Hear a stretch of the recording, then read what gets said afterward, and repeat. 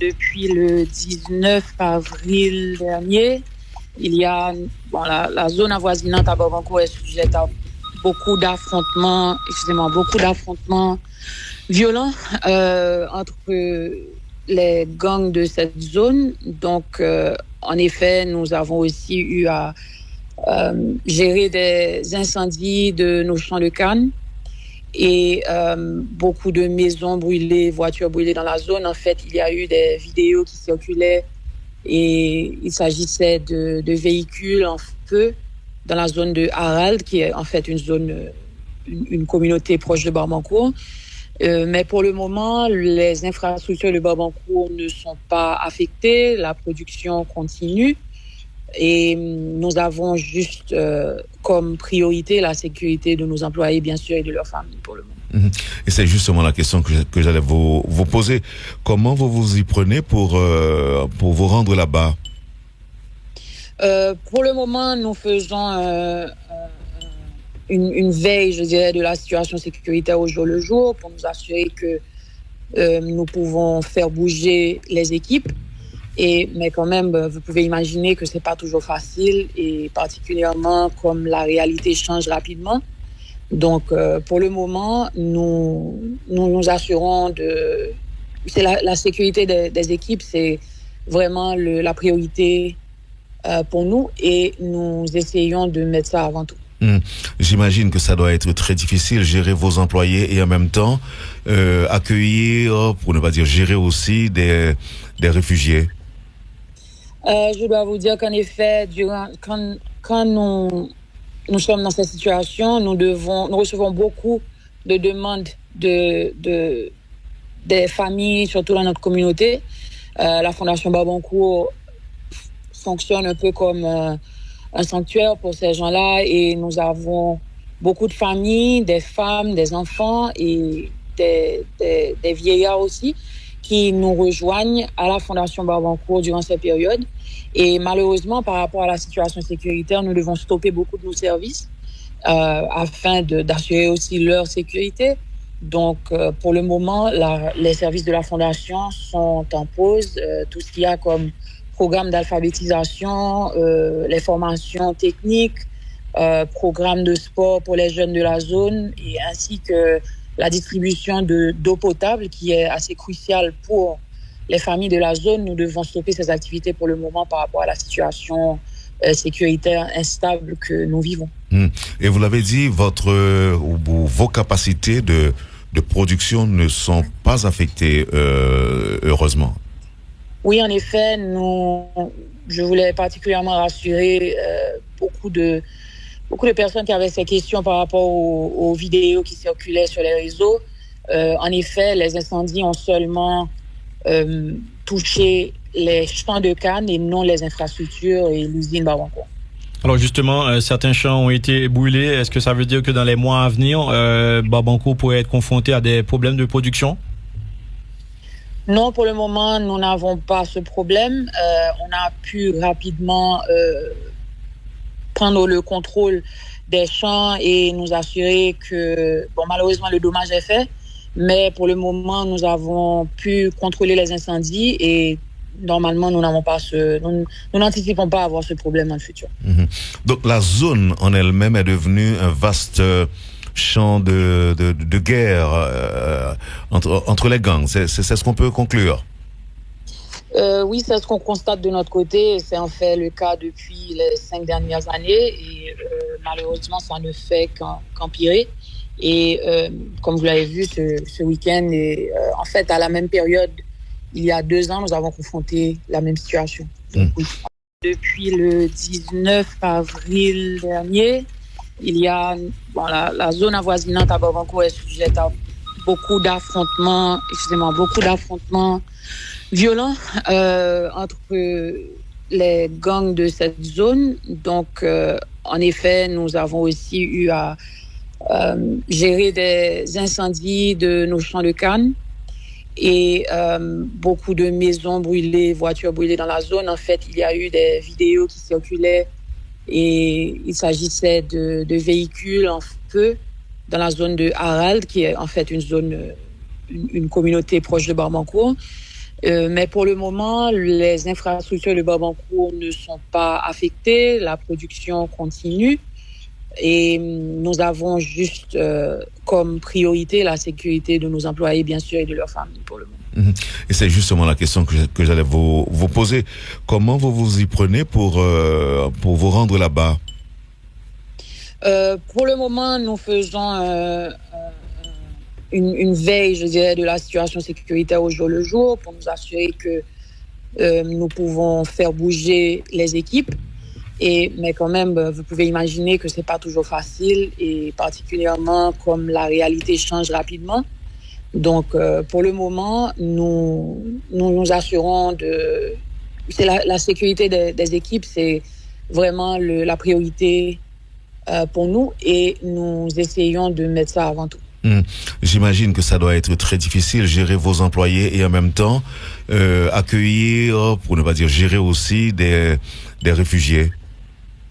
Je dois vous dire qu'en effet, quand nous sommes dans cette situation, nous recevons beaucoup de demandes des familles, surtout dans notre communauté. La Fondation Babancourt fonctionne un peu comme un sanctuaire pour ces gens-là et nous avons beaucoup de familles, des femmes, des enfants et des vieillards aussi qui nous rejoignent à la Fondation Babancourt durant cette période. Et malheureusement, par rapport à la situation sécuritaire, nous devons stopper beaucoup de nos services afin d'assurer aussi leur sécurité. Donc, pour le moment, les services de la Fondation sont en pause. Tout ce qu'il y a comme programme d'alphabétisation, les formations techniques, programme de sport pour les jeunes de la zone, et ainsi que la distribution d'eau potable qui est assez cruciale pour les familles de la zone. Nous devons stopper ces activités pour le moment par rapport à la situation sécuritaire instable que nous vivons. Et vous l'avez dit, vos capacités de production ne sont pas affectées, heureusement. Oui, en effet, je voulais particulièrement rassurer beaucoup de personnes qui avaient ces questions par rapport aux vidéos qui circulaient sur les réseaux. En effet, les incendies ont seulement touché les champs de canne et non les infrastructures et l'usine Babancourt. Alors justement, certains champs ont été brûlés. Est-ce que ça veut dire que dans les mois à venir, Babancourt pourrait être confronté à des problèmes de production? Non, pour le moment, nous n'avons pas ce problème. On a pu rapidement prendre le contrôle des champs et nous assurer que, malheureusement, le dommage est fait. Mais pour le moment, nous avons pu contrôler les incendies et normalement, nous n'anticipons pas avoir ce problème dans le futur. Donc, la zone en elle-même est devenue un vaste champ de guerre entre les gangs. C'est ce qu'on peut conclure. Oui, c'est ce qu'on constate de notre côté. C'est en fait le cas depuis les 5 dernières années et malheureusement, ça ne fait qu'empirer. Et comme vous l'avez vu ce week-end, et en fait, à la même période, il y a 2 ans, nous avons confronté la même situation. Donc, oui. Depuis le 19 avril dernier, il y a la zone avoisinante à Babancourt est sujette à beaucoup d'affrontements violents entre les gangs de cette zone. Donc, en effet, nous avons aussi eu à gérer des incendies de nos champs de canne et beaucoup de maisons brûlées, voitures brûlées dans la zone. En fait, il y a eu des vidéos qui circulaient et il s'agissait de véhicules en feu dans la zone de Harald, qui est en fait une communauté proche de Babancourt. Mais pour le moment, les infrastructures de Babancourt ne sont pas affectées, la production continue. Et nous avons juste comme priorité la sécurité de nos employés, bien sûr, et de leurs familles pour le moment. Et c'est justement la question que j'allais vous poser. Comment vous vous y prenez pour vous rendre là-bas? Pour le moment, nous faisons une veille, je dirais, de la situation sécuritaire au jour le jour pour nous assurer que nous pouvons faire bouger les équipes. Mais quand même, vous pouvez imaginer que c'est pas toujours facile et particulièrement comme la réalité change rapidement. Donc, pour le moment, nous assurons c'est la sécurité des équipes, c'est vraiment la priorité pour nous et nous essayons de mettre ça avant tout. J'imagine que ça doit être très difficile, gérer vos employés et en même temps accueillir, pour ne pas dire gérer aussi des réfugiés. Je dois vous dire qu'en effet, quand nous sommes dans cette situation, nous recevons beaucoup de demandes des familles, surtout dans notre communauté. La Fondation Babancourt fonctionne un peu comme un sanctuaire pour ces gens-là et nous avons beaucoup de familles, des femmes, des enfants et des vieillards aussi qui nous rejoignent à la Fondation Babancourt durant cette période. Et malheureusement, par rapport à la situation sécuritaire, nous devons stopper beaucoup de nos services afin d'assurer aussi leur sécurité. Donc, pour le moment, les services de la Fondation sont en pause.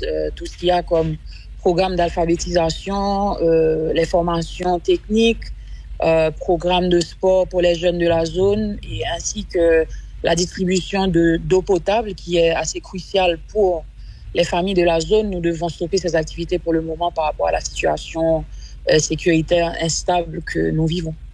Et vous l'avez dit, vos capacités de production ne sont pas affectées, heureusement. Oui, en effet, je voulais particulièrement rassurer beaucoup de personnes qui avaient ces questions par rapport aux vidéos qui circulaient sur les réseaux. En effet, les incendies ont seulement touché les champs de canne et non les infrastructures et l'usine Babancourt. Alors justement, certains champs ont été brûlés. Est-ce que ça veut dire que dans les mois à venir, Babancourt pourrait être confronté à des problèmes de production? Non, pour le moment, nous n'avons pas ce problème. On a pu rapidement prendre le contrôle des champs et nous assurer que, malheureusement, le dommage est fait. Mais pour le moment, nous avons pu contrôler les incendies et normalement, nous n'anticipons pas avoir ce problème dans le futur. Donc, la zone en elle-même est devenue un vaste champ de guerre entre les gangs. C'est ce qu'on peut conclure. Oui, c'est ce qu'on constate de notre côté. C'est en fait le cas depuis les 5 dernières années et malheureusement, ça ne fait qu'empirer. Et comme vous l'avez vu ce week-end, et en fait, à la même période, il y a 2 ans, nous avons confronté la même situation. Donc, oui,